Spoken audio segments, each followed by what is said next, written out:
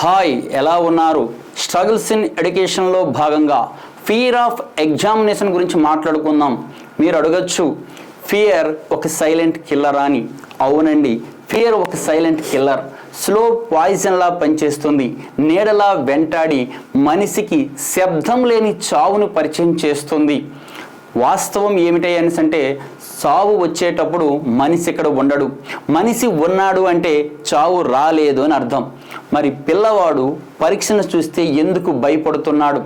పిల్లవాడికి చాలా భయాలు ఉన్నాయి, కానీ పిల్లవాడు పరీక్షలనే చూసి ఎందుకు భయపడుతున్నాడు అన్న విషయాన్ని గమనిస్తే, వచ్చే మార్కులు రిజల్ట్ని దృష్టిలో పెట్టుకొని ఎందుకు మార్కుల్ని రిజల్ట్ని దృష్టిలో పెట్టుకుంటున్నాడు అన్న విషయాన్ని గమనిస్తే, పిల్లవాడు తన సొంత సామర్థ్యాలతోని సహజంగా ఎదగాలి అన్న ఆలోచన వదిలేసి మార్కుల కోసము రిజల్ట్ల కోసము ఆరాటపడుతున్నాడు. కారణము ఏమిటంటే, వాడిని మనము తన సహజ సామర్థ్యాలకు తగ్గట్టుగా ఎదగనీయకుండా వాడికి కామన్ సిలబస్లో వేస్తున్నాం. ఈ కామన్ సిలబస్ అనేది ఒక ఓవర్ జోన్ లాంటిది. ఇక్కడ యుద్ధం చేయలేకపోతున్నాడు.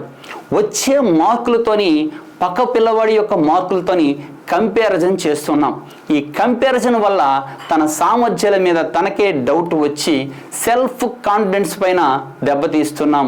అంటే తన సెల్ఫ్ కాన్ఫిడెన్స్ని కోల్పోతున్నాడు అన్నమాట. ఇక వచ్చే మార్కులు రిజల్ట్ల ఆధారంగానే సొసైటీ వాడిని జడ్జి చేస్తుంది. నువ్వు గొప్పోడువు లేదా మంచోడువు చెడ్డవాడు అనేసి. మార్కులు అనేవి వాడికి జడ్జిమెంట్కి కారణమైనాయి. ఇప్పుడు వాడు నమ్ముతున్నాడు మార్కులు రిజల్ట్లే ఈ సొసైటీలో నన్ను గొప్పవాడిలా నిల్చోడి పెడతాయి అని. ఒక్కసారి గమనించగలిగితే తన చుట్టూ ఉన్న లేదా మన చుట్టూ ఉన్న గొప్ప వాళ్ళని పరిశీలించండి. తన సెల్ఫ్ ఐడెంటిటీ వదిలేసి వాళ్ళు ఎవరైనా గొప్ప వాళ్ళు అయ్యారా? లేదే. తన సామర్థ్యాలకు తగ్గట్టుగా సెల్ఫ్ ఐడెంటిటీతో ఉన్నారు కాబట్టే వాళ్ళు సక్సెస్ అయ్యారు, గొప్ప వాళ్ళ కనిపిస్తున్నారు.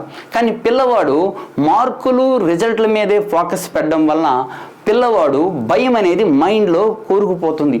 ఎప్పుడైతే మైండ్లో ఫియర్ అనేది ఉందో భయంతో పిల్లవాడు చదవలేకపోతున్నాడు, పుస్తకాల మధ్యన అలిసిపోతున్నాడు. అర్థం చేసుకోవలసిన చదువుల్ని అర్థం లేకుండానే బట్టి పట్టి మార్కుల కోసం చదువుతున్నాడు. ఫలితం ఏమిటంటే రిజల్ట్లు అనేవి మార్కుల రూపంలో కనిపిస్తున్నాయి, సర్టిఫికేట్లు చూస్తే తెలుస్తుంది. కానీ నిత్య జీవితంలోన వాడిని నడిపించలేకపోతున్నాయి. ఎందుకంటే అవి సామర్థ్యాల్ని డెవలప్ చేయలేదు కాబట్టి.